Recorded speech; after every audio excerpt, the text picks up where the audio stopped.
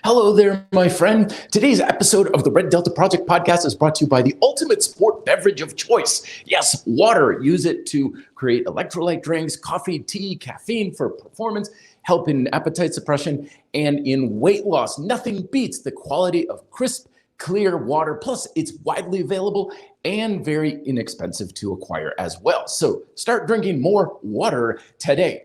And by our new sponsor, letsgetchecked.com, your resource for in-home testing of things like hormones, STDs, and of course, your vitamin and mineral adequacies as well. Letsgetchecked.com. Simple method is just arrived in a very simple, discrete box. It's a simple prick of the finger. Send in a couple droplets of your blood, get your results in a private email, and then you can take those results to your doctor or healthcare professional at your leisure. So I highly recommend. I've used it a couple of times myself. Check out the link down below in the description to learn more, as well as their full list of extensive tests at letsgetchecked.com. Okay, so today's topic, I put out a couple of little spoilers in the Red Delta Project Instagram channel, and I apologize, it was a little bit clickbaity and stuff, but I couldn't honestly think of a better title because we're talking about what I consider to be basically, essentially, the biggest all-out ripoff in our fitness culture. Now, let me give you a little backstory to help you understand where I'm coming from this. See, when I got into health and fitness way back when I was a wee lad back in 19...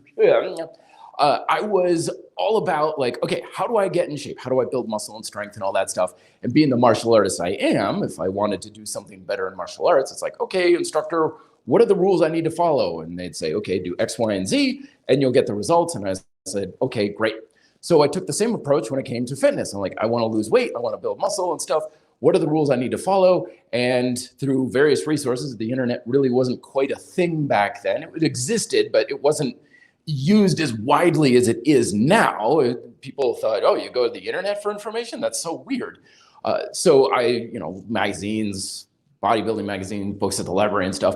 And it's like, what are the rules I need to follow? And like, these are the rules. And I was like, great, good. I go running and I give up junk food and I eat my vegetables and very basic stuff.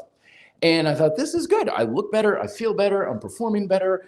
And so this is good. How do I keep it going? How do I get better results? And they're like, simple. You follow more rules. Here are the rules, and now you just add more rules on top. I'm like, okay, here we go. And I started doing that. But over the course of several years, it's like, whoa, Jesus, I'm doing everything great, but it is not easy. Basically, at that point, I had adopted so many rules, and I had so many methods that I had to do by the book every single day. Eat perfectly clean, keep to your workout routine every single day, that it basically was my life at that point. I mean, I was seriously sacrificing even relationships. I had several points in my adolescent and high school and college life where I literally had girlfriends say, okay, dude, it's me or the gym. You got to choose. I'm like, bye, see you later. I am perfectly fine getting dumped if it means I can maintain my 3-hour-a-day workout habit kind of thing. So that was my first phase in my fitness career. Is follow the rules. You want better results, you add more rules, you follow the rules even stricter. But when I got out of college and I started to learn a little bit more and I started to get involved or influenced by other folks such as like Zach Evanesh and so forth, I started to realize that not everybody follows these rules. In fact, a lot of the people who have even better results than me don't follow hardly any of these rules. What the heck is going on? So as I started to research this sort of thing, I started to become more aware of the fact that many of the rules and sacrifices that I was making weren't necessary. It wasn't essential that I do things that particular way. And then I went into the second phase of my fitness career, which is my rebellious phase. I was like a rebellious teenager. And I even created a website and I had a different YouTube channel and stuff called thefitrebel.com and stuff. And basically I was trying to just stick my middle finger up to everything in fitness. Every time there was a new fad, every time someone was like, this is great, I just get on and bitch about it and be like, this is garbage, this is crap. Because essentially what I was trying to say was that you don't have to do this sort of stuff if you don't want to, but I didn't really understand it then. But the bottom line was I was looking back on all those sacrifices that I made, all that hard work, all that effort, all of the blood, sweat, and tears. And I realized I didn't have to do any of that. I didn't have to do any of that sort of stuff. And I felt exactly like someone who just said, okay, I went out and I bought this thing for $100 and everybody was like, dude, you spent $100? You know, you can get that for 20 bucks.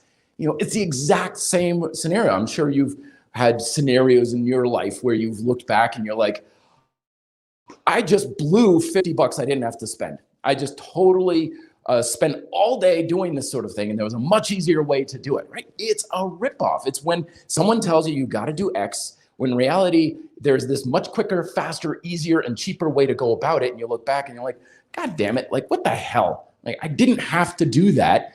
It's a feeling of ripped off. And now, of course, my third phase here with the Delta Project is I'm now getting to the fundamental approaches of fitness and understanding this is the essential stuff you need to do.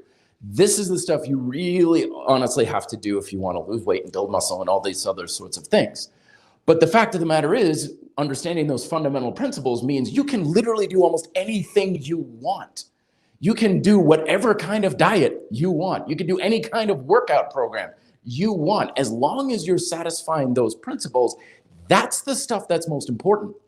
And yet in our fitness culture, there's a lot of ideas out there that we fall into because, again, most of what we believe about fitness is not based on research. It's not based on science. It's based on media and marketing and hype and fear-mongering and all this stuff that essentially goes back to the old ideas of you've got to eat this way.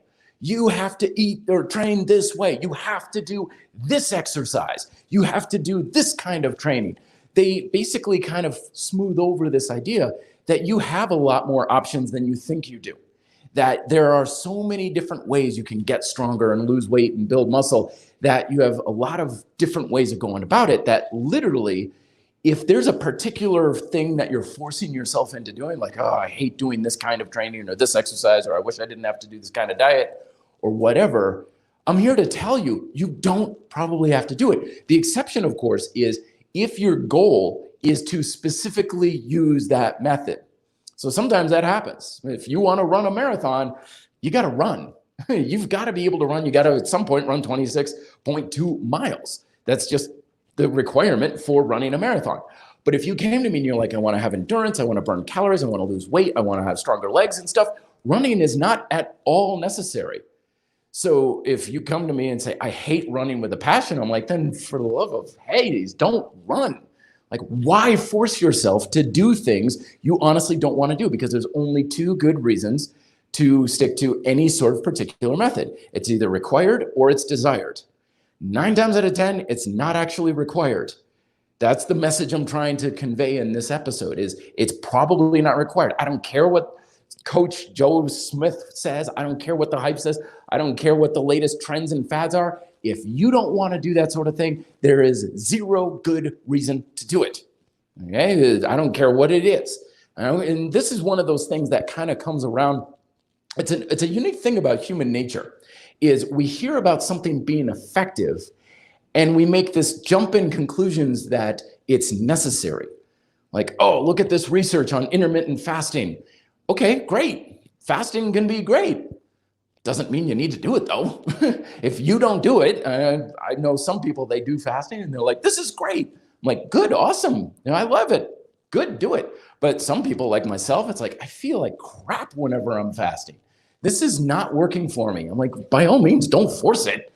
Like if it's not working for you, if you don't like doing it, then don't do it. Don't give into the hype. Don't worry about FOMO and everything, because that's another big thing that's driving this whole thing is, oh, you're missing out if you're not doing this sort of thing. No, you're not. You know, if you've got something else that's getting you the results you want and you enjoy doing that, trust me, you're not missing out on anything. It's all about giving you the freedom of choice, because nothing is worse than looking back on all those years of hard work and sacrifice and realizing most of it was completely wasted. It was completely for naught. And even worse, a lot of times, you're not only going to look back and be like, not only was that a complete waste of time and money and energy, but it distracted me from the things I should have been paying attention to. the things that were more important in my objectives. Like I spent far too much time worrying about what kind of exercise equipment I was using, right? How dumbbells versus barbells. I've once spent 4 hours into 2 a.m. On the internet. At that point, the internet was a little bigger, researching the different values and qualities of dumbbell handles. Barrel grip versus longer grip versus different textures and spin lock collars versus slide-on collars and all these different things, right? 4 hours of my life I'm never going to get back for nothing. For nothing, because does it really matter? No. Like what really mattered, what I should have been researching is what's a better way to program like dumbbell exercises to get better results. That's what I should have been paying attention to, not getting on some forum and debating the values of plate loaded versus spin lock dumbbell collars and all these sorts of things, distracted by things that honestly were not very important. And I look back on that, I'm like, yeah, that's a big regret. I totally would do it differently. I would probably, if I had to do it all over again, I would save myself a ton of time and money and energy and effort, because most of it didn't do anything. But it was distracting me from the things that were important, of course. So that's the thing, is those dogmatic ideas. Don't worry too much about, should you do this? Should you do that? Always be looking towards, is it necessary? What is the most necessary elements to get a result? And then once you understand those principles, which I detail in my book, Fitness Independence, and just check out any of the search principles in the YouTube search bar on RDP YouTube channel, and you'll get all those videos there as well. But once you understand those, it's like, I don't care what you do. Do whatever the hell you want, because you literally can do whatever you want. Do whatever kind of exercises you like. Do whatever kind of training you want with whatever equipment. Do whatever kind of diet you want. But the biggest thing that should be decided upon for should you do X or Y is, one, does it help you satisfy and influence the principles, the natural principles? And a lot of times it will. And then it's just down to, well, do you like doing it or not? And if you don't like doing it, don't waste your time with it. Don't get sucked into that feeling like I've got to do it this way or I've got to do this kind of diet, because you honestly don't. All right, there's my top tips of the day. Lots of people coming on in. Let's get to some of these questions here. KR, hey man, what's the best doorway pull-up bar? Very good question. Usually I'm not a huge fan of the doorway pull-up bars, just because they're fairly low and they're very dedicated grip handles. This is kind of a bit of a pet peeve of mine. I don't like pull-up bars with different handles. Like a lot of times people are like, look at all these different grips and handles that you can have, but that actually reduces the functionality of it. Because the best functionality you have is a straight bar, or you have handles that you can put at any width and angle that you want, because then you can decide what you want. But at the moment you have a dedicated grip, you're saying this is how you put your hands, and you can't make any sort of changes to it. So for that reason, I'm a big fan of the Duonomic doorway pull-up bar. That's really easy to set up. It's a kind of like a vice grip for each handle. Do bear in mind, though, that does require a door frame with like an edge around it. Right now, I live in a place that doesn't have door frame edges, so I don't use it. You don't see me using it in my videos and stuff very much, just because I don't have a door that will hang those. But I'll put a link down below in the description a little bit later on. I've also got a review on the Red Delta Project YouTube channel of the Duonomic pull-up grips. It's DUONAMIC, I believe, doorway pull-up grips. But those are the most versatile. They're the quickest and easiest to set up. They're very high quality. That's another thing, is a lot of times these doorway pull-up bars, they feel like they're made out of tin. They're fine enough, but they just feel cheap. These feel like they're much higher quality. And they also have really good grip, additional grippers that you can put on as well, which are exceptionally very good. Very high quality design as well. Fantastic. Stephen Yeager. How's it going, Stephen? Good to have you on here. Hey, Matt, what bodyweight exercise do you recommend for neck training to get yoked? I'm currently testing Neck bridges, my progression strategy is to grease, time, and lever. What do you prefer? Yeah, that's a fantastic way to go there, Stephen. You'll find a lot of people get polarized when it comes to neck training. Some people are all about moving the neck. Other people, like Jeff Cavalier's had a video out there about how the vertebrae and the nerves in the neck are just so small and fragile that you're much more prone to injury and stuff. So what I do, and I don't do a lot of neck training. I know a lot of people are like, look at his neck. It's not big and jacked. Well, I just don't do a lot of neck training. However, what I do recommend is you find a padded, elevated surface. Weight benches work well, chairs, something that's fairly comfortable, that's a couple feet off the ground. And you put either the front or the back of your head against it, and then you bridge isometrically for that. So what that does is it keeps all of the weight on your skull, on the front and back of your skull. And you could kind of do this on your side too, but it's a little tricky. Not necessary, in my opinion, either. In convict conditioning, Paul Wade talks about front and back application of force for neck training. I do think that's sufficient for most everybody. But anyway, when you do that, you're applying force through your skeletal structure, and you're loading the muscles, not the body necessarily. It's kind of my new little phrase that I'm throwing around, is that when it comes to my exercises that I use, is how do I load the muscle, but not necessarily the body, meaning like the joints and the tissues and all the things like that. And that's the way I recommend going. And then of course you elongate yourself out to add resistance due to leverage. And it's really easy to add weight too. You just hold the weight against your hips or something, and that will add resistance as well. But it's isometric. It's much more ergonomic. You're not putting compressive force through your neck. You're not like wrenching things around, which I know people are like, I've done this for 50 years. It's perfectly safe. Yeah, there's always examples of that. But again, you're probably not necessary to move the neck. And because most of us, when we use our neck, we use it isometrically anyway. And so that will probably be the safest and most effective way for you to train your neck, particularly with body weight. Fantastic. Let's see what else we got here. Everybody's coming on. Thank you so much, everybody. This is the second weekend that we've got going on when it comes to the podcast, and hope it's working well for you. And again, you can get the audio of the first part of the podcast on your local podcast directory as well. Anyway, Dave Rotman in the house. Hey, Matt, is a normal program like your TMR, my Triad Muscle Revolution program, with no accessory work, but done via chain training, enough to stimulate muscle gain in the secondary muscles, like say biceps, triceps, lateral deltoids, and so on? Yes, it is. Absolutely. This again goes along with the idea of like, what is necessary? Like, in order to build a muscle, you need tension to progressively grow in the muscle over time. That's the only necessity you need. In order to build a muscle to be bigger and stronger, you need to make the muscle work progressively harder. I don't care how you do that. You could do compound movements, isolation movements, isometrics. You could do with weights. You could do with lifting small children. As long as you're making the muscles work progressively harder, you're good. That's your goal. And that's the one rule you've got to follow. So the question for you then is, are you able to do that as well? Because the ability to get a result from any particular exercise depends more on your proficiency than the exercise itself. Like, what exercise works the lateral deltoid? Exercises don't work your lateral deltoid. You work use your deltoid to do the exercise. There's a difference. We get lost in this sort of thing, and it's a cart before the horse kind of a deal, where we think that exercises work our muscles. Exercises turn the muscles on. Exercises engage the muscle. And that'd be great if it was true, because then it'd be a hell of a lot simpler and easier.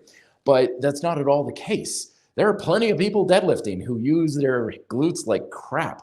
There are plenty of people who are doing pull-ups and they've got nothing in their lats and they can't grow their back at all. And it's nothing to do with the pull-up, and it's nothing to do with their workouts or anything. It's because their brain's not making the muscle turn on and engage appropriately. Now, sometimes you will find an exercise that does get it engaged more. It's easier for some people with some things. I was working with a gentleman today, and for the past, I don't know how long, it's like we just cannot get his hips to turn on for whatever reason. Like they're just not there. And on a whim, I was like, well, why don't we try this trap bar that you've got here in this gym? And I'm like, I really don't think this is going to do much. And bang, it was like he went from he can't use his hips for anything to suddenly using them like a pro. And awesome. I was like, how the hell did that work? It's like, I don't know. Like, I don't know why that worked either, but we're going to keep doing that for darn sure. But then it's all about, okay, see how your hips feel like that? Good. Now they should feel like that all the time with everything you're using your hips for. So it's at least learning how to use it. So back to your question, yes, it is enough if you are bringing the right skills to the exercises. If you are not engaging those muscles sufficiently enough in those simple movements, no, it won't be enough. You may want to put in some other things just to get the muscles worked on, like getting the bicep curls to get the biceps turned on, but then you want that level of activation to carry over into the compound stuff, and that's where you're going to get it to work as well in your favor. Very good question, David. Thank you very much. Excuse me. Yasin, why we don't talk about the bar width? It's so important to target both fingers and biceps, because honestly, I don't think it is. Again, you want to make your biceps work on, turn them on. You know, your biceps should be working as hard as you can, regardless of your width, hand position, or anything.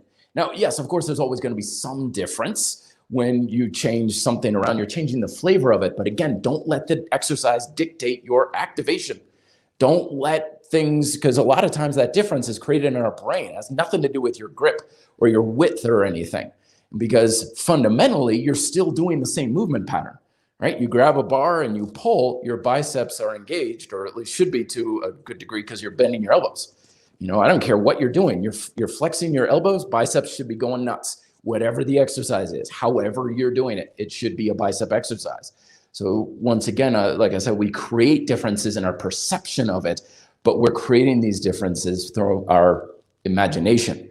So the homework I always give people is, if your biceps, or if you're working any kind of pulling motion, whatever it is in your arms, it should be considered a bicep exercise. Your biceps should be going crazy. And if it's not, that's on you to figure out. And it's like, okay, so I use this grip and I don't feel my biceps. Okay, why are you not using your biceps at that grip? It's not about the grip, it's your activation of it. Very good. I'm glad we were able to cover that. Dave, once again, I'm going back in the older questions here, folks. I will get to the newer ones in a second here. Hey, Matt, when trying to keep shoulders down and back during push-ups and pull-ups, this is applied to the entire range of motion. Awesome. Man, you're good with the questions. No, it doesn't. In fact, if anything, you want your shoulders moving as well as possible. And this is something that I was corrected on. I used to believe, you know, lock things in place and stuff, but you're probably going to get a lot more out of the exercises and a lot less stress in your joints if you allow your shoulders to move, and kind of exaggerate it as well. So with a push-up, like really protract your shoulder blades, maybe a little elevation, maybe a little rotation in it. And then when you come down, you've got the depression, retraction, and that scapular rotation, because it's about, you know, near and far sort of thing. It's kind of like in Sesame Street, children's programming. Like a lot of times when they're teaching kids about something, they'll have the opposite perspectives. You know, like, you know, the Grover will run up and be like near, and then he'll run way far away and be like far, like near, far. If he just stood still and is like, I'm far away from the camera, the kids would be like, so that's near, that's far. No, wait, that kind of looks a little like there's no frame of reference. So when we use exercises and we're like retraction, protraction, retraction, elevation, depression, that helps our brain understand this is up, this is down. Otherwise, there's a very good chance of it's like shoulder blades are locked. Where? I guess that's good. I guess it's where it needs to be. I think, I'm pretty sure, but the movement between both positions helps you understand that. Plus, the movement allows force to transfer through the body rather than into your joints, as I'm always saying. So it's just a good thing. So let those shoulder blades move for sure. You'll probably also improve your stability as well, and improve being able to hold yourself in place. Let's see what else we got here. Oh, good one here, Sandra. I'm just started working out at home. My lower back on both sides is hurting a lot after. Is that supposed to happen? Maybe, sort of. So there is some muscle in the lower back, but it's not much. I always classify the lower back as a joint. So you do have muscles that run through your lower back. I mean, technically you've got your quadratus lumborum, which is basically the only real lower back muscle you have, and it's really small. It's not a big muscle to begin with. Of course, you've got your iliocostalis, which runs along the length of your spine, and there's a bit more of your muscle, of that muscle in your lower back-ish region. But of course, you got your lats, and then you've got your other erectors and stuff like that. So usually what ends up happening is stress in the lower back. In your case, if you're just starting out, it could be that a couple of things are just getting stronger. It may not be too bad if it's genuine muscle soreness. It's like, okay, maybe there was just a little bit of weakness like in the bottom of the iliocostalis. That'll just strengthen up in a couple of weeks and shouldn't be a problem. However, chronic lower back issues usually a sign that the muscles above and below are not doing their job, because in that way, it is like a joint. Joint issues, joint stress, joint around a stress is usually a sign that the muscles above or below the joint are not quite doing their job. So force is transferring through the joint rather than into it. So I would make sure that you've got your upper back engaged in anything that's involving your lower back, and your glutes and hamstrings engaged in anything that's involving your lower back. So that way force goes through the back rather than into it. Very good question. I always appreciate these ones on like, am I doing this right? Am I making sure? Because you don't want to be an idiot like me and think, oh, I'm sure I'm doing this right. And then years later, like, oh man, I really wasn't doing this quite right. I shouldn't have been ignoring that. And now my knees are totally shot to hell. Vincius, hope I'm pronouncing that right there. Sorry, sir. I'm a programmer using the computer all day long. I've noticed my wrist is losing flexibility. It's beginning to hurt when I do push-ups. Any tips on that? Yes. Refer to videos. I've got plenty of videos on wrist pain. The latest one that I've put up details and exercise that I always recommend everybody does every single day. It's very simple and very easy, but especially for computer guys like yourself, it improves the strength and mobility in your wrists. All it is you clasp your hands tight and you flex at the wrists. So my forearms are engaged and I'm stretching out the top of my wrist, and then you open and extend. Usually I have my hands down by my side when I'm doing this, but you won't see it here on camera. So now I'm working my extensors and I'm stretching my flexors. So I would do this on a regular basis every single day, and then just kind of some wrist rolls like this, just to kind of get some synovial fluid going through, because that's how your joints stay healthy. But that goes a long way in making your wrists absolutely bulletproof. Sandra, once again, is free weights best to burn fat and build lean muscle? Nothing is inherently best. So this kind of goes back to what I was saying at the beginning of the podcast of whatever is best is whatever's going to help you satisfy those natural principles. So in the case of building lean muscle, whatever method you find helps you work your muscles is going to be great. You know, and I used to be one of those guys who are like, free weights are best, machines are for idiots kind of thing. But when I understood fitness from a more fundamental perspective, I had a lot of people call me out and like, so it doesn't really matter if free weights versus machines? And I'd have to kind of yeah, it doesn't really matter. Shoot, you know, and all this stuff I used to believe. I had to eat my own words and stuff. You got to work your muscle and you got to burn calories. Of course, working muscle burns calories. The great thing, again, about burning fat, as I detailed in my previous video that I posted on this YouTube channel, is it literally doesn't matter what you're doing. You burn calories doing anything. You don't need to do any type of specific exercise or use specific tools or anything in order to burn fat and calories, because everything burns fat and calories. It's just a question of at what rate of speed. So the harder you work, the more you burn. And of course, the longer you work, the more you burn as well. So don't feel like you have to, you know, use free weights because you like free weights. That's the only good reason to use them. I like using free weights. Good. That's good enough right there. I hate using free weights. Well, don't bother with it then. You know, I like machines better, fine, do machines kind of thing. It's not like one is going to be inherently better than the other. Moro Soils. Hey, Matt. I am wondering, I am in my 4th month of full calisthenics workouts, but I'm starting to feel some elbow pain. Any advice? Very common. Unfortunately, it's one of the things that is a little bit more of a common thing with calisthenics. So again, like I said, with joints, joint pain means force is going into the joint rather than through the joint. So some of the muscles above and below it aren't doing their job. Guessing 9 times out of 10, it's your back that's not fully engaged, or something around your shoulders and your forearms. So make sure you've got the grip going on that I was talking about. So make sure your forearms are on. And a lot of times the tendinosis in the elbow. Once it starts getting there, it can take a while to heal as well. So some people, it can be several months until it's really back to form. So always listen to pain, don't do things that hurt, and always make sure that your muscle is contracting so that your back is pulling everything in and down, particularly with pull-ups. That's usually one of the biggest culprits for that. Stephen with a second question. Hey, Matt, thank you. I have a second question, as I just said, sorry.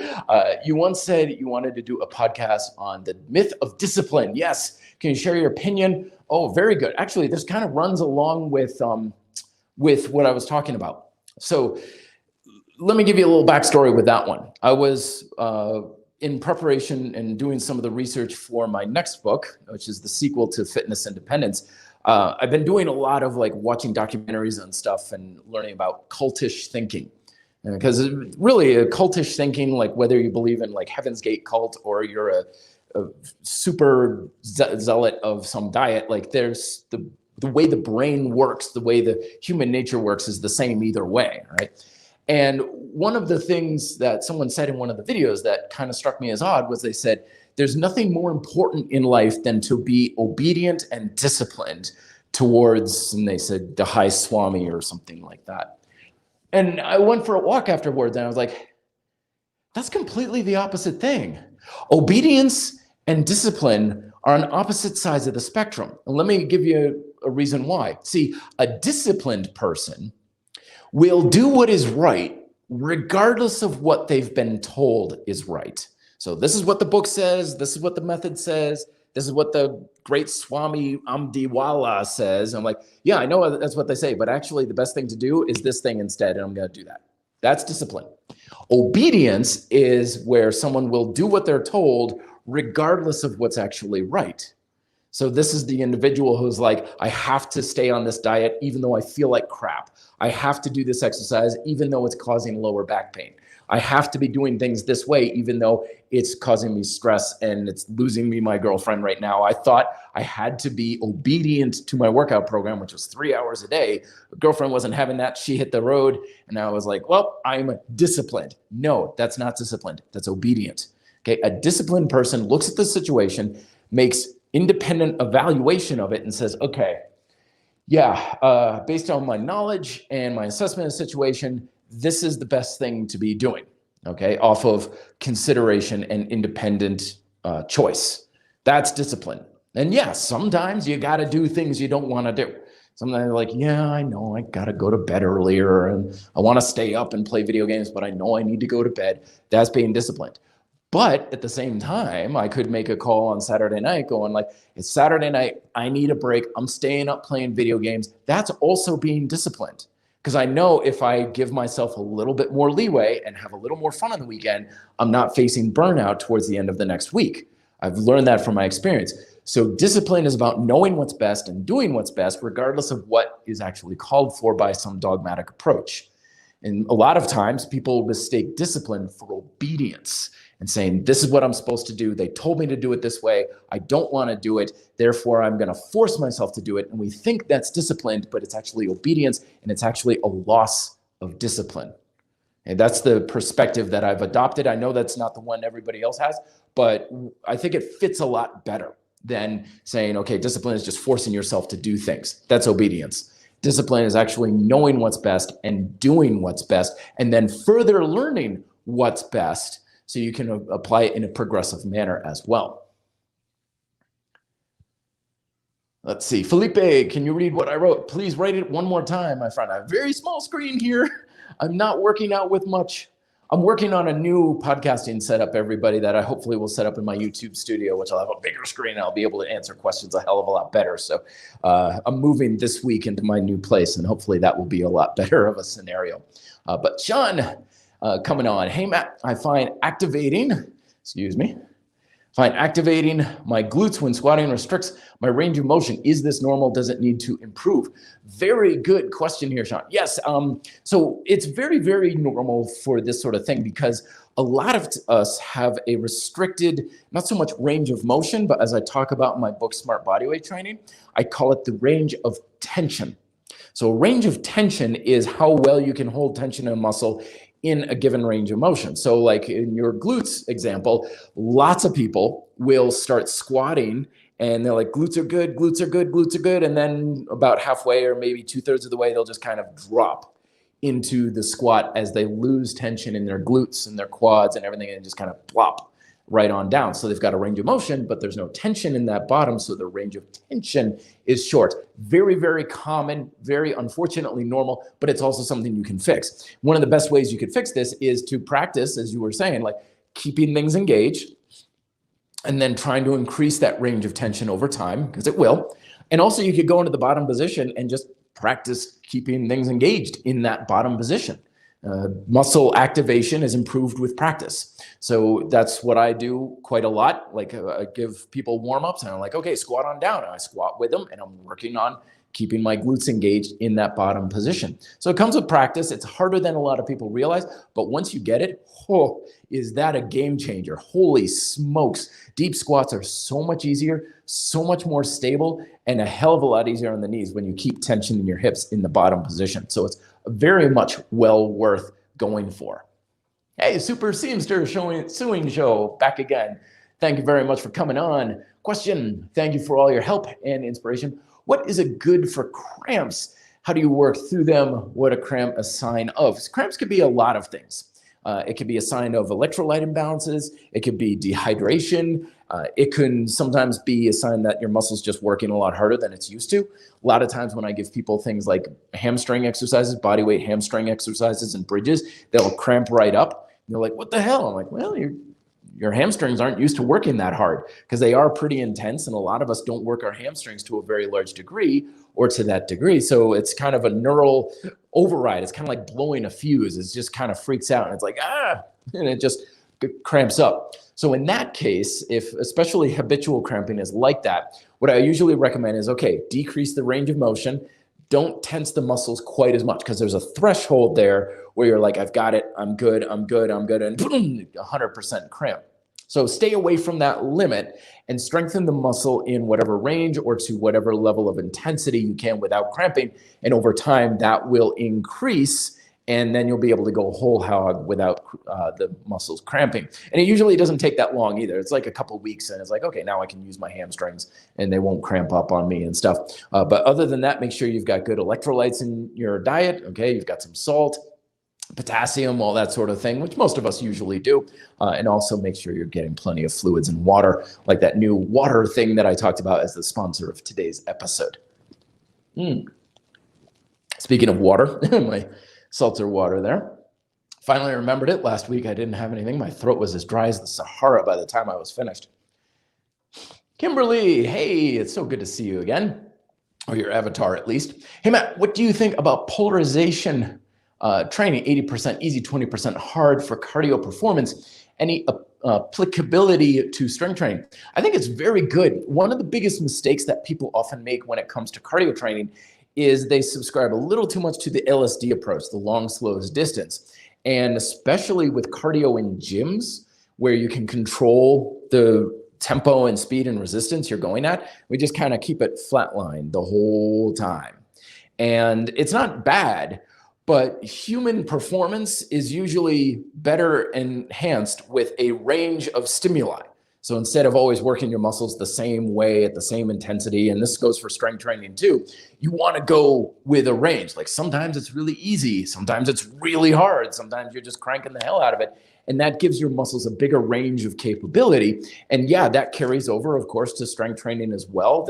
Both the method should be applying as well as if you are, for example, working your legs really hard in a hill sprint, then next time it's time to do lunges or something, your legs will have a very similar stimuli to doing that, because at the end of the day, your muscles are basically still, it's down to time and tension. So high intensity stuff, a lot of tension. So then when you go and do strength stuff, it's like, oh, this again, it's really not that different. So it has a lot of carryover back and forth. And again, the more you just do things one way, the right way, quote unquote, again, going back to the earlier topic of I do it the right way. I'm like, yeah, but you're not getting better at it because you're not doing anything better and progressive. You just keep doing things the right way, which keeps you stuck. So having that variation is very good, and play around with those numbers too. 80%, 20%, 30%, 70%. Don't feel like you got to get stuck in one particular ratio. There's lots of different ways you can do it. Thank you very much. Nico, welcome, welcome. Hey, Matt, and again, everybody, just so you know, if you put the hey, Matt on your question, that increases your chances of it being answered, because I know that's directed to me and not a conversation you guys are having in here as well, because we're getting more people on this and stuff, and I don't want to just keep butting into your conversations here. So anyway, Nico, coming on. Hey, Matt, when should I do isometrics in my workouts? Before, in between, or after workouts? Very good question. You can do this several ways. There's benefits to both. So isometrics at the beginning of the workout work great for activation, stability, and warming up your nervous system. In between is really good. Well, I'll save that for a little bit. Put a pin in that. So that's beginning. Afterwards, it works really good as a finisher. So if you're trying, especially like for building muscle and stuff, and you just want to make that muscle really deep level of fatigue, then afterwards as a finisher is really good. Now, in between is a special case that I use in certain circumstances. I usually don't do it too much in between unless the isometric is your main exercise. But oftentimes, if I'm doing a workout and it's just not there, like I just not really with it, I can't really push my muscles very hard. I just can't feel like I can work my muscles to the degree I want, then I'll superset isometrics with dynamics. Because chances are, if you're just off for whatever reason that day, whatever you do dynamically is not going to really be up to par. But isometrics are really easy to add in to keep your neuromuscular activation really high, and to keep the fatigue state and the work load on the muscle relatively high as well, with much less effort. So supersetting them back and forth is good for those workouts where you're just kind of having an off day, and it helps to improve the quality of the workout that would have been otherwise. So good for a warm-up, good for a finisher. Usually I do it for just primarily the warm-ups. That's just the way I like to use it. And then of course, superset for those off days. Very good question. Fantastic. Oh, one right on here. Oh, shoot, I missed it. Oh, I'm sorry. Yeah, Chris, thank you very much for mentioning that. I never understood this. Hey, Matt, BCAAs, branched chain amino acid supplements, biggest supplement ripoff? Absolutely. To be honest with you, I never understood this one when it came out, largely because think of like proteins as like Legos. Like when we studied protein back in nutrition in college, like, yeah, your protein of like chicken or tempeh or whatever, you have amino acids. And your amino acids, you have many different ones. There's 22 essential ones for the body, or 21. It depends kind of how you're looking at it, because one of them's kind of back and forth. But those are the things that build up protein. You know, your protein is made of your branched chain amino acids. And so a lot of times you'll find people in the research saying this single branched chain amino acid is important. Like a lot of times leucine, for example, is pointed towards being a major contributor towards protein synthesis. The thing is, when you take a branched chain amino acid supplement, basically you're getting an incomplete protein. So protein quality, you'll hear that term bantered around of complete proteins. How is it, like eggs, for example, are one of the most complete proteins you can possibly have. Like a complete protein is one that just has as much of those essential amino acids as possible, and they're all in good proportion to one another. So you could have 21 branched chain amino acids in a pretty good amount, but if one of them is limiting, that's the limiting protein. Because you'll use a protein as long as you have all of those amino acids. But as soon as you hit a rate limiting protein, like we just ran out of this, it's kind of like the printer ink. You know, we just ran out of cayenne. The whole thing is worthless. It's the same thing with protein is you'll use protein optimally until you run into that one limited branched chain amino acid. And then it's, okay, we'll use this stuff for other things, convert it to fat or sugar or whatever, right?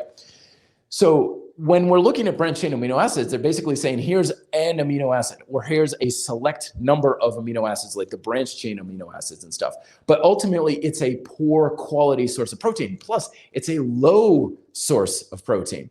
So you look at those capsules, because they usually come in capsules, sometimes in pills, and it's like, if you do the math, so in this entire bottle, there's like 5 grams of protein.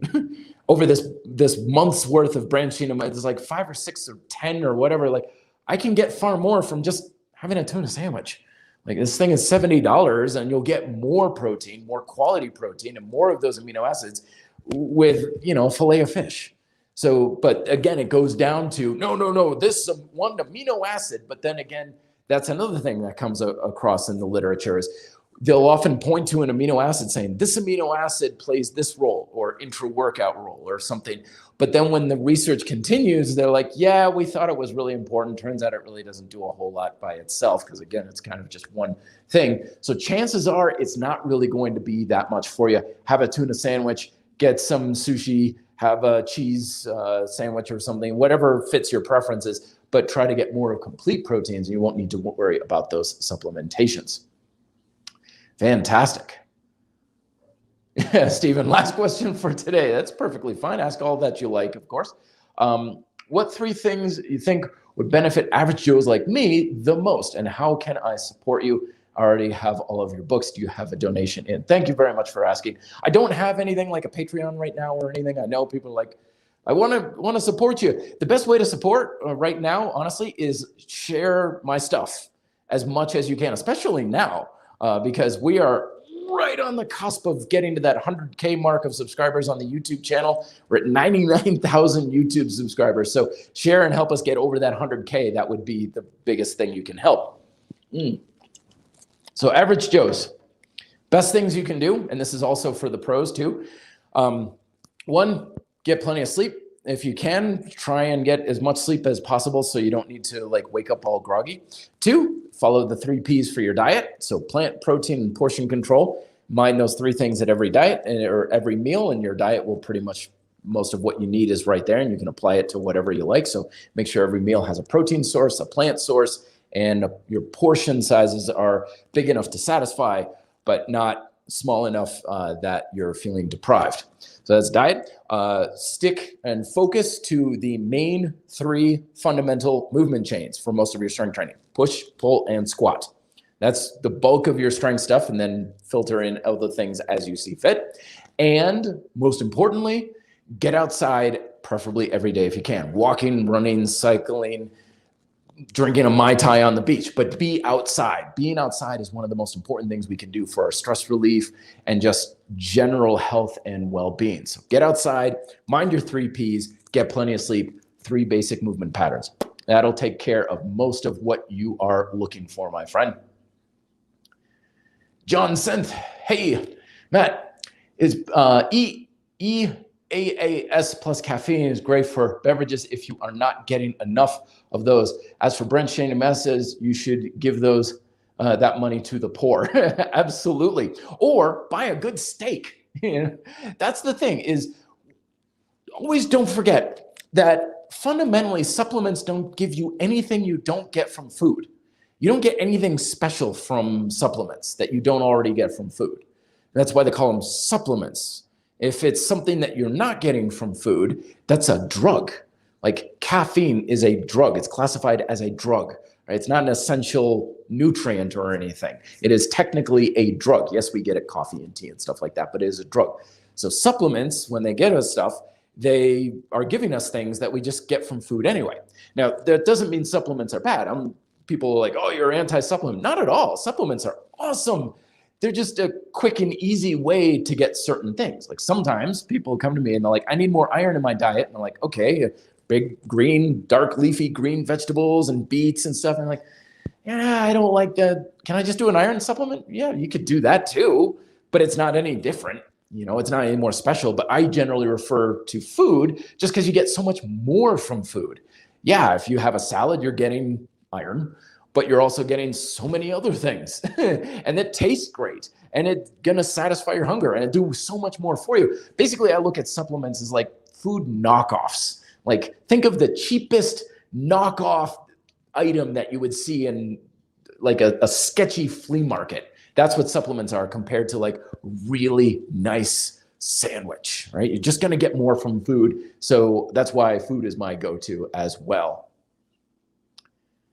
Zachary, oh, good question. Hey, Matt, I am an 18-year-old still living with my family. Very good. I am not in control of what our family buys in terms of food, and I don't make much money to purchase healthy food. What should I do? I feel you, my friend, but keep in mind that this sort of scenario is going to play out throughout your life to at least some degree, unless you're like living by yourself and financially independent and stuff. You're always going to have some sort of your influence on your lifestyle handled by other people. Perfectly fine. There's nothing wrong with that. So you do what you can with what you've got. Like I said, monitor your 3 Ps at each meal. Usually that's something that you can work almost anyway. So anytime you're sitting to a meal, do you have a protein source? Do you have a plant source? And what about your portion control? Are you getting enough? That stuff is something you can usually kind of modify a little bit to some degree. Like if you're looking at your plate and you're like, there ain't no plant anything here. It's like, okay, get up and grab an apple from the fridge. Or sprinkle some sesame seeds on whatever you're eating and stuff, some herbs or something. I know it doesn't sound like much, but it's at least something, right? So there's some degree of modification you very well may be able to do. Also, of course, maybe your parents are more receptive to making a couple of changes, saying, trying to improve my health, trying to do things. And a lot of times, like when I got into fitness, like I said, I was really extreme about a lot of my rules, and my parents, even though they were fitness-minded individuals, my mom taught aerobics classes back in the 80s and stuff. Yeah, leg warmers and all. She would be like, oh God, man, no, I'm not going to cook 5 separate meals every day for you kind of thing. So if you make small things like, hey, can we make sure we've got some fruit, in the fridge? Can we have chicken one night a week instead of always going out for cheeseburgers? Something small like that. Believe it or not, that goes a long way. That'll go a long way improving the quality of your diet. And of course, parents, they want to support you as well. So lead by example, and then it's a cyclical thing. Like if you can influence them to change a little bit of their habits to support yours, then they start feeling better and it becomes cyclical. And I've seen that happen with families where the son, like 18-year-old, starts getting into bodybuilding or something like that. And by that time next year, the whole family's going and working out in the gym, and dad's going out and buying a bench press set or something. It's a cool thing that happens. So they usually want to work with you rather than against you, of course. So allow that to happen. Outstanding. Everybody coming on in. Thank you so much, everybody. Gamer Christina. How's it going, Christina? Hey, Matt, how do you motivate a 12-year-old to climb hills and stairs? They're very steep and long. She does not want to, but I want to punish her by taking her to Seattle. But I also want her to like it. Well, first and foremost is not having exercise being as any form of a punishment. That's one of the biggest mistakes that was always made in gym classes and stuff. Like, you're late, go run laps, or you're late to Taekwondo class, do 100 push-ups or something like that. We want to make sure that we always put exercise and training as a rewarding thing that we are doing for ourselves. The other thing too is looking at your kid. And I mean, when I was 12 years old, I was lazy as hell. I hated exercise. All I wanted to do was eat junk food and play video games. And if you suggested I do so much as take out the trash, I'd throw a hissy fit because it's like, I don't want to. So it could also just be, yeah, they're 12 years old. They're being a 12-year-old kind of thing.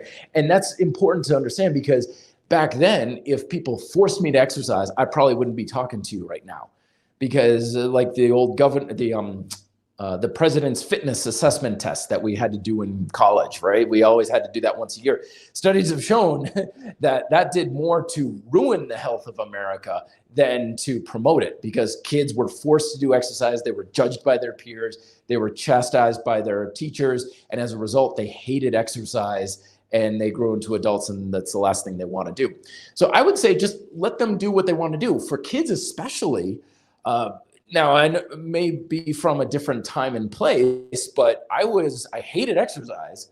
But as a 12-year-old, I loved to be active. I was always outside riding my bike around the cul-de-sac and playing tag with my friends and basketball and stuff like that. So encourage play, then exercise. Kids don't want to exercise. Don't force them to. Encourage them to play. Maybe get some sort of like active games that they can play. I know that some of those toys, like the disc with the Velcro on it with the ball that you can throw and stuff like that. Encourage active, playful games. That's the best thing that we can do right now. And if they've got to climb some stairs to get to the home, or I know some people, they have stairs, just a lot of stairs where they live, they'll naturally do that because they got to get home. So that's the way I would work that in, is just doing things for the sake of getting from point A to point B. Yeah, people are like, I hated push-ups in schools. I hated this, I hated that. And a lot of times it comes down to the fact that we're never taught how to do things well in school. Like a lot as a coach, right? I can't tell you how many times I almost never get anybody saying, I love doing push-ups, right? Almost everybody says, I hate doing push-ups. First and foremost, I tell them, great, we're not doing push-ups then. Because again, we've got a million different options to build up your strength and your muscles. All we got to do is this general movement pattern. You can use bands or machines or free weights or whatever the hell you want. We just need some sort of general pushing movement pattern. And so if there's one thing that you hate doing, by all means, don't do that. But it also would come around where people were like, I hate doing push-ups. And it's like some point I'd say, well, let's take a look at your push-up. And they'd get down and they'd be like flopping around like a fish, and their elbows are way wide and their shoulders are elevated and protracted. And I'm like, yeah, I'd hate push-ups too if I did them like that. It's kind of like in sushi. Like a lot of people tell me, I hate sushi. I'm like, well, where are you getting sushi? 7-Eleven or some crap grocery store sushi? I'm like, yeah, I don't like that sushi either. So a lot of times when we dislike something, it's because we've never been taught how to do it very well, because exercise ultimately is supposed to make you feel good. Exercise is supposed to be rewarding in of itself. It's supposed to make you feel better. I always tell my clients, you should feel better at the end of a workout than at the beginning of it. And no, not because it's like, oh, thank God I got that over with. It's like, you should feel good doing it. Yes, it's going to be challenging and it's going to push yourself and have some discomfort here and there. It's part of for the course sometimes. But fundamentally, exercise is supposed to be a rewarding experience, not a punishing one. Same thing with diet. It's supposed to be rewarding. It's supposed to satisfy your appetites. It's supposed to make you feel good. So a lot of times when we're having trouble with things like motivation and stuff, that tells me, okay, we're messing something up. We're not doing it in an enjoyable and satisfying and rewarding way. But a lot of times, again, we're told we're supposed to force ourselves to do things. We're supposed to suffer. We're supposed to be miserable. No, you're not. You're not supposed to always be miserable. That means something's out of alignment. But when we think we need to be, quote, disciplined and force ourselves to do these things, that's not the right approach. I hate doing this type of exercise. Great, let's not do it. Why are you forcing yourself to do that? There's a million other options for you. It's like going into a buffet and saying, I hate seafood, but I need protein, so I'm going to eat crab legs and salmon. There's a lot of other ways you can do this. You like chicken? Love chicken. Then eat chicken. Like, don't force yourself to eat crab legs if you don't like them. There's no good reason for that. And I know I'm a broken record with this sort of thing, but it is an idea I really want to just hammer home. All right, a couple more questions here before I take off and grab some lunch. Lucas coming on in. Is it okay to feel exhausted after the exercise every time? Well, it kind of depends on what we're talking about with exhaustion here. Yes, of course, especially if you've got a good amount of intensity or duration, there's going to be fatigue there. It's just par for the course. There's going to be a good amount of fatigue. And the more intensity you use, the more duration you have, or a combination of the two, the more exhaustion you're going to have. However, do not mistake exhaustion for success. Again, big mistake that I used to make. If I'm trying to wear myself out, exercise is effective because I wear myself out. No, it's not. It's effective because you teach your body something, because you elevate your performance and your ability to do something. Yes, that's going to create fatigue and some degree of exhaustion much of the time, but it doesn't necessarily have to happen. So it is fairly normal, but don't chase exhaustion. Chase performance and improvement, and let things like your fatigue and stuff just kind of fall where it may. Nico coming on again. Hey, Matt, another question. What's your opinion on the motivational side? Oh, sorry, I scrolled up. Motivational side of supplements, especially for beginners. I'm not quite sure what you're asking for on this one here. Basically, again, motivation to take them, motivation from them. Well, either way, like, you shouldn't need to feel motivated to them. They're just something you're adding quickly to your diet. If you don't want to take them, don't worry about it.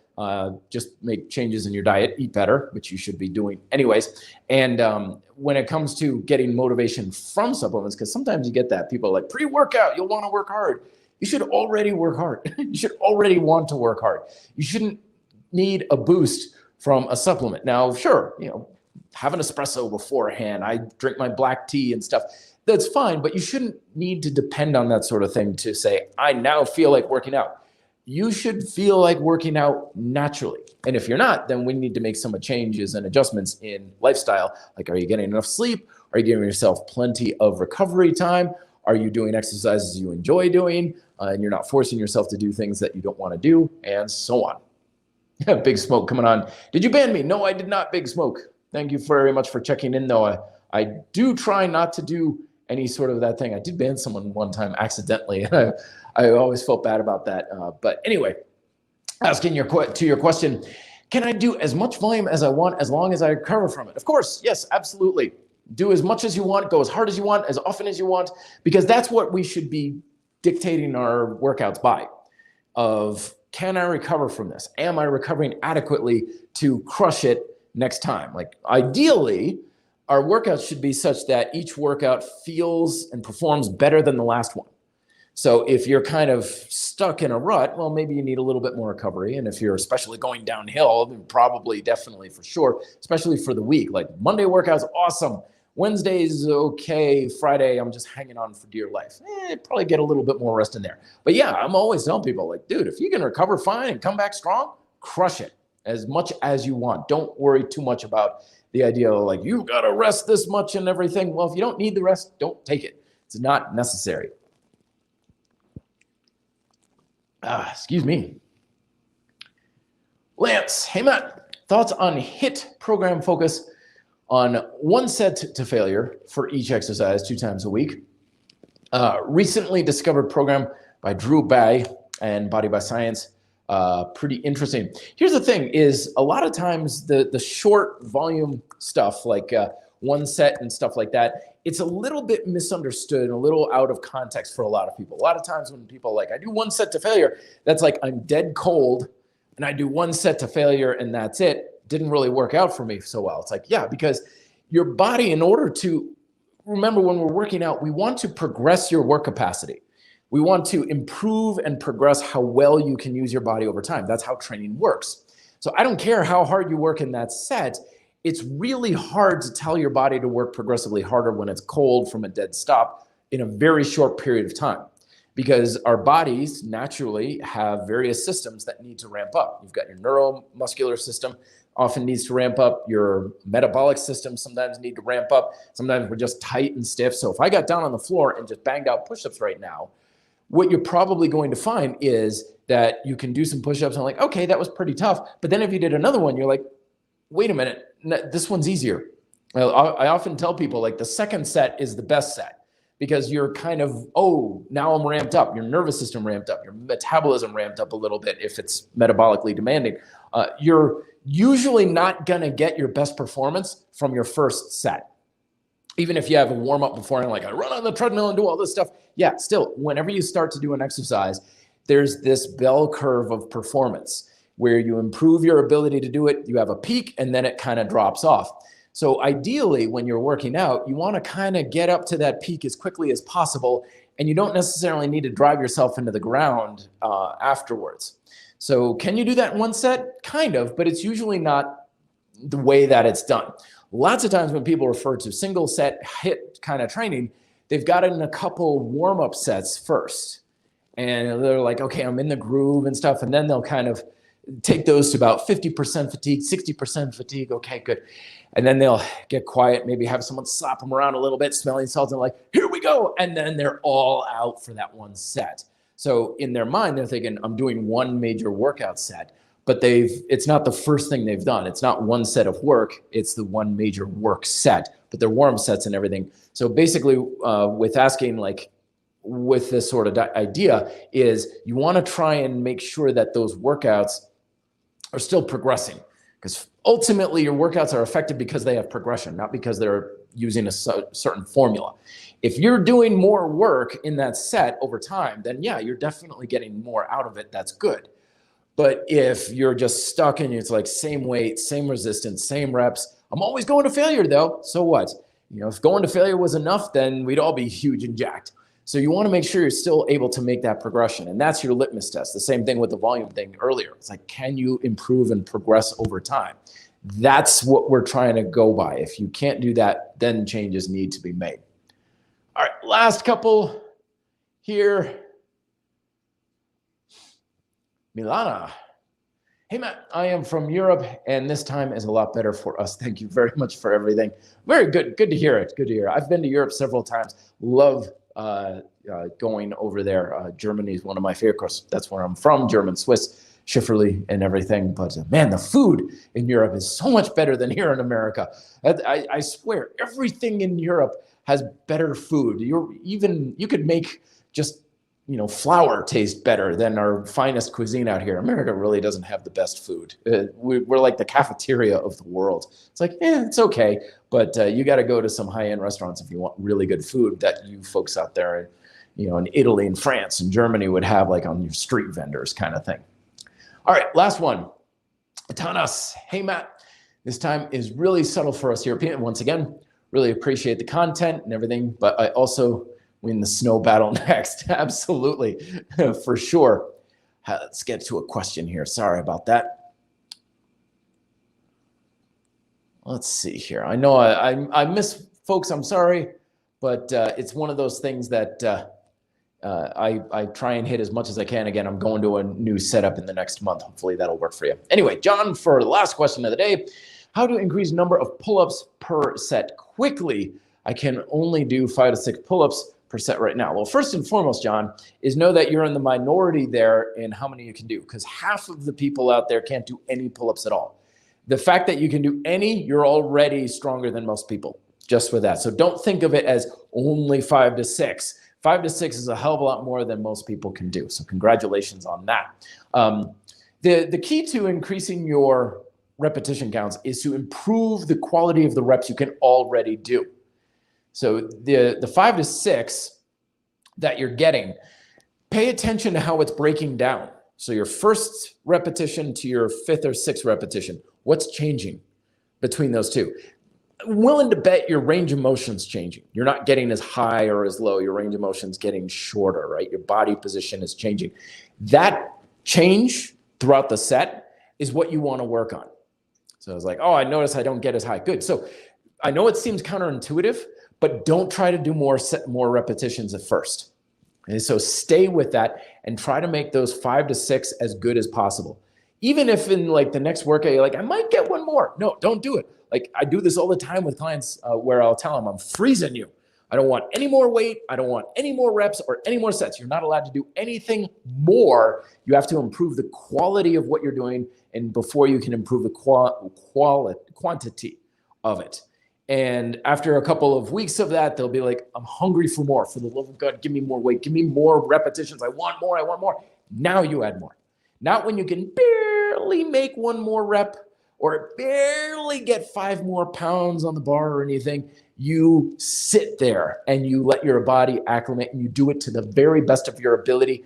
And then you take off the leash and say, okay, go. And you get like 10 or 11 or repetitions. And again, you'll have a decline. So you start the process all over again. It's not always about trying to do more. It's about improving the quality and doing better. And the more will follow like an echo. All right, everybody. Thank you so much for coming on. Again, this was big, much more successful than last time. Please like, share, subscribe, all that good stuff, especially since we're just that close to the 100,000 mark for the vanity metric. Thank you so much, everybody. And as always, if you need further questions, you want to ask me something personally, DM me via Instagram at Red Delta Project. And we'll do this again. I'll try next week. Next weekend is literally when I'm moving. So I'll keep you posted on that Instagram account. But as always, thank you so much for coming on. And again, links to all the resources I mentioned in this episode are down below as well. Talk to you next week. Till then, be fit, live free.